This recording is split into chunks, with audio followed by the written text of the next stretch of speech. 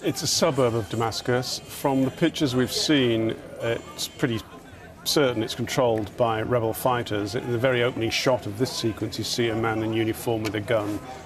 Later on, you see more men with guns.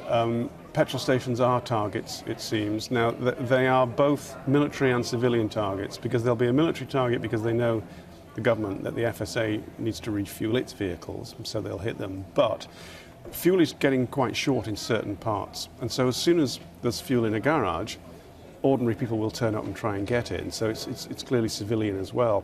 We haven't seen the evidence for 30 dead. We've seen perhaps 4 bodies in the footage we've seen, so we can't verify the number of dead, but it does clearly look like a serious loss of life. And the next bit of footage is particularly unpleasant and not for perhaps younger viewers or perhaps people who are of a delicate disposition. I mean, and even this is the only stuff we can find that we can show. But you see a man who's had an incredibly lucky escape being brought out of the wreckage. He is also wearing a military uniform, which again suggests that the FSA were in and around this building.